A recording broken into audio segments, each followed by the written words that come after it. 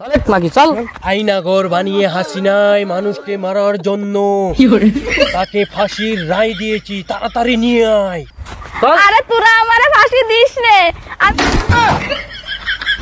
বাপরে, আমারে ফাঁসি দিও না, ফাঁসি দিতাম না তোমারে নানি, জ্বালিয়ে পুড়ে একদম নানি ফাঁকর মুকর বানাই তোমারে, ওগুলো টানিয়ে শেষে লই যাও। আমি গদি বাঁচানোর জন্য হাজার হাজার মানুষ গুলি করে মারিছি। গদ্দির লাগি বলেই তা করছে, দেখারাই নি আজকু তোর গদ্দিনি মুরাইয়া উড়াইয়া তোর ফুকি বাজি বর মুরাই। খারাপই করছি, আমি কি অপরাধ করেছি? হাজার হাজার মানুষ মেরেছ, তুমি অপরাধ করো নাই। তুমি নানি তোমারে তো 30,000 বার যদি ফাঁসি দেওয়া হয় এর বাদে কম হইব। আমার হিসাবে নানি ডাইরেক্ট ওলা হিসাবে ফাঁসি দেওয়া হয়েছে, নানি ফুটকি বাজি ডাইরেক্ট নার বড় কলতা বাড়াই যাইতো।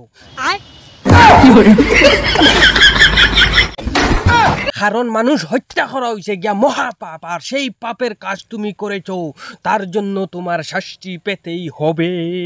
তো দেবই, ওই মরাটা আবার ফাঁসি দেবো চল। মরার পরে বলে আবার ফাঁসি দিব।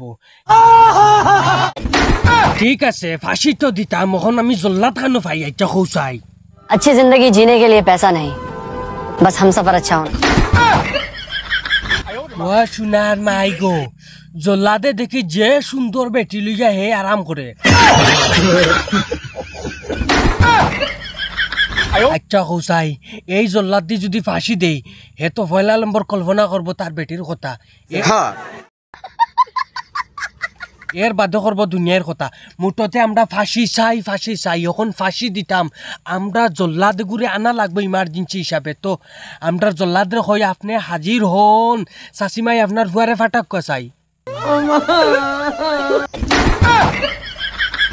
ও সোনার মাইগো, চাষিমাই এদিকে খোলা লইয়া উপায় রইছেন, টান টানোর ফুয়ারে ফাটাই তাই তার জিনিসের খবরও নাই।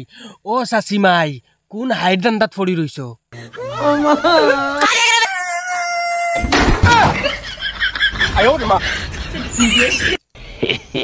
সোনার মাই গো, যে কুদাম দিছে বেটে কুত্তায় ডরাইছে, আমিও ডরাই গেছি।